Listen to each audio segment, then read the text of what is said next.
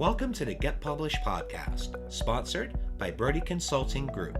To get more information about our coaching, publishing, executive ghostwriting, and podcast production services, go to getpublishedpodcast.com. Welcome to the Get Published podcast. My name is Paul Brodie, and I am proud to serve as your host. And today we have another amazing guest, John Tighe, multi-time best-selling author. And in particular, with Crush It with Kindle, is our guest today. John has been on several of our virtual summits, and we are thrilled to have him as part of our Get Published podcast today. John, welcome to the show. Thank you, Paul. Great to be here. Well, we are thrilled to have you. Are you ready to begin? Ready when you are.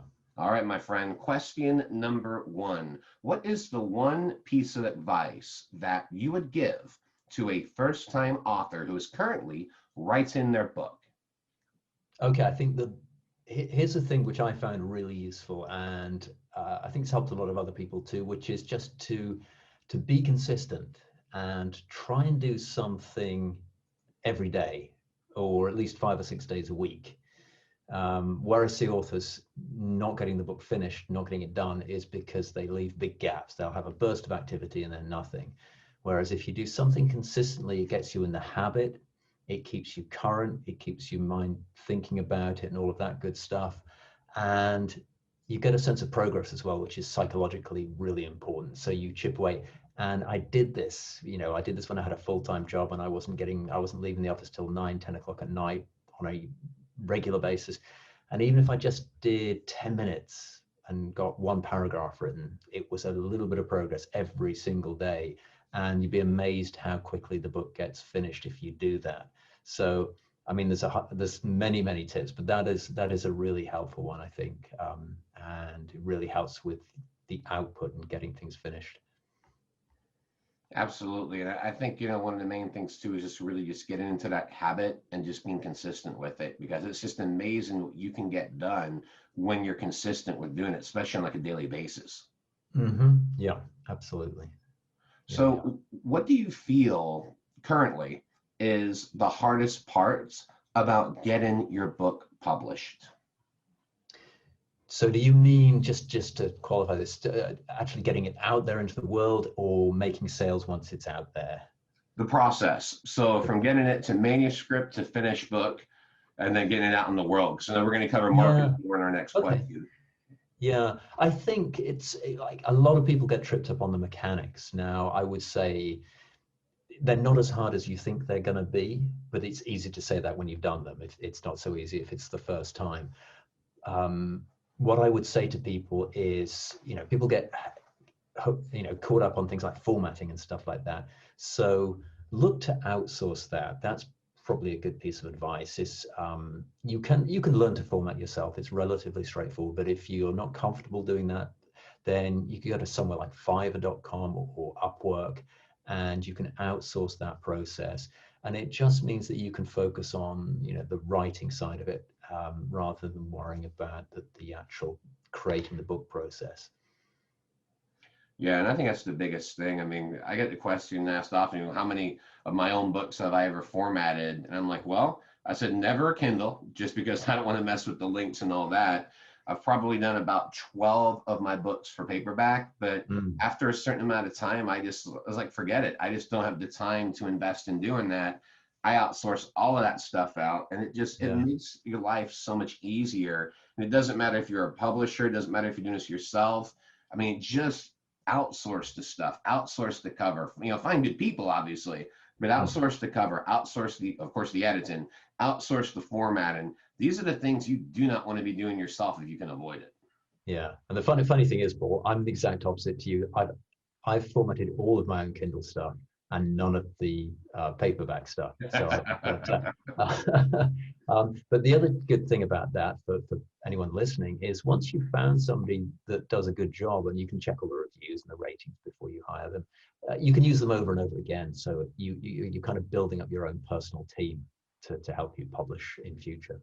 Exactly. I've had the same person who formatted my first book back in 2015.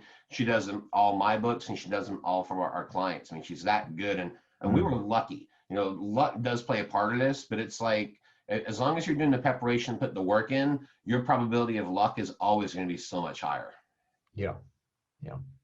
Well, let's talk about marketing, John. So please share a marketing strategy that you have used in your book launches that has worked well.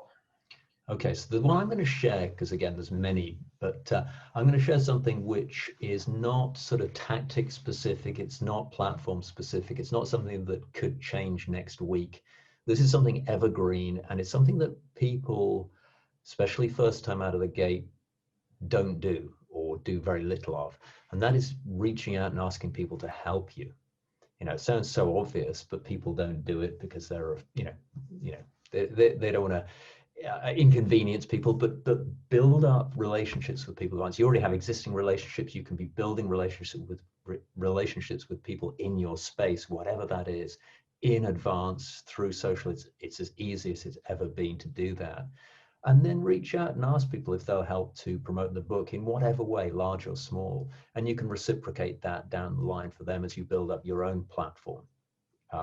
And the reciprocation is usually pretty easy if you're in the same space, you know, because your people will be interested in their stuff and vice versa. So that is what I would say. Reach out and ask for help, whether that is building like an advanced reader group to get feedback and get those first reviews and things like that, or whether it's somebody that will post in their group or on their page for social to, you know, get you that free exposure to a targeted group of people. There's a lot you can do just by word of mouth and just getting other people to help you. And it's huge, but it's a really sort of overlooked thing, especially people when they're publishing for the very first time. So in regards to connecting, you're talking about creating like a beta type of group connected with influencers. Well, I'm sort of both, really. And I say this because I know, you know, having worked with lots and lots of authors, do a lot of group coaching and Q&A sessions and things like that. And this comes up over and over again, is the psychological stumbling block, which is that people are afraid to sort of reach out and ask for help. Whereas the reality is that the worst somebody can do is say no, but most people are more than willing to help. So yes, definitely it's a good idea to have an advanced reader group, but also go beyond that and be thinking about your book launch and your initial marketing. And yes, you can do stuff paid and you can do advertising and you can post on social and stuff, but also be, you know, trying to leverage other people. So whether it's, you know, you build a relationship with somebody who's got a group or a page on Facebook or Instagram or whatever it might be, and they can put stuff out for you. Maybe you get onto a podcast, and so you get exposure that way.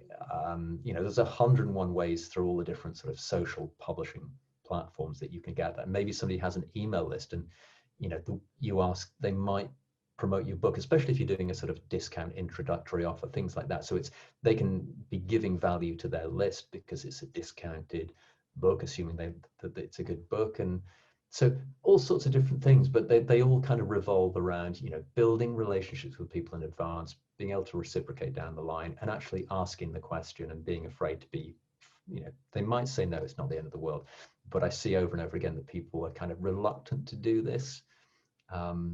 So if you can get over that little sort of psychological block, there's a world of people out there that can help you. And you might as well tap into that. Yeah, absolutely. And I think the other thing too is you have to get out of your comfort zone. And I think for a lot of people that want to get their book out, they have to realize this is not only a book, it's your product, it's your lead magnet, especially if you're using this to build your business and to really build it as that foundation. You have to get out of your comfort zone and you have to ask for help. You have to reach out to people to review the book. You have to reach out to potential influencers that you want to connect with. You know, you got to reach out to people to potentially get on podcasts. I mean, yes, is it a little bit of work? Absolutely. But once you've come up with a template for each of those situations where you have an email, nice little introduction, then you can send that email out to 20, 30 people in that same area. So that same email that you geared in for one podcast interview, you could then send that out to another 10 or 15 shows. You may have to tailor it a little differently, but you've pretty much got the template there where, you know, you just have to not be afraid to do the outreach, because if you want your book to be successful, you know, it's not just about getting the paid promos. That's a huge part of it, but then it is, okay, fine, you're hitting these goals, but now how are you going to leverage it?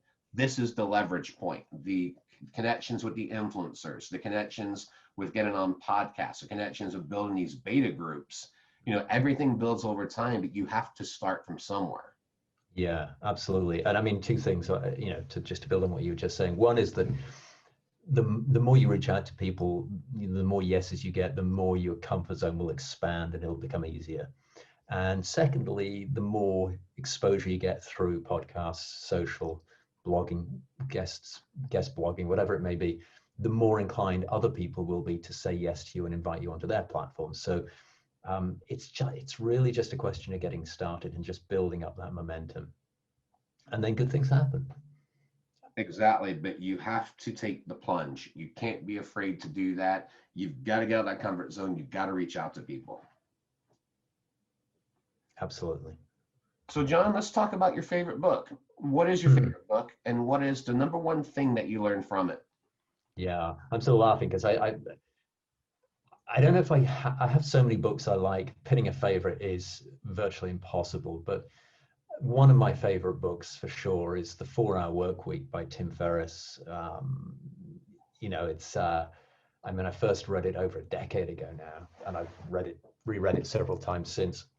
Great book, and it's again, many things that I've taken from that book, but I think one of the things that kind of the overarching things is a mindset shift. I'm big on mindset. I think it's for most of us, it's the kind of the number one stumbling block. And it made me sort of realize that actually it's not just about putting the hours in, it's about, doing it in a way that adds tremendous value and is kind of strategic and thought through. And I'm a big fan of the 80-20 principle, and one of the things that the 4-Hour Workweek sort of keeps touching back on is the idea of the 80-20 or the Pareto Principle, and that typically 80% of your results come from perhaps 20% of your inputs.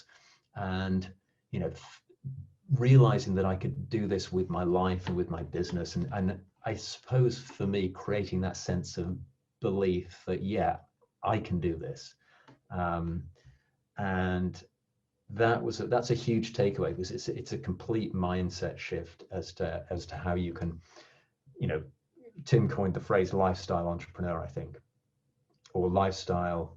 You might know this one, Paul. What was it? It's lifestyle design or something like that. And again, it's a mindset shift. It's about, okay, how do I design my life around my business, rather than the other way around, kind of thing. How do I get a quality of life rather than spending hour after hour after hour just grinding away at the business.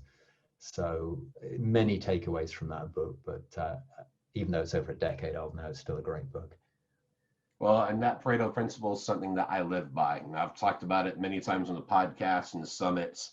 It makes all the difference. You really do get 80% of your output by focusing on 20%.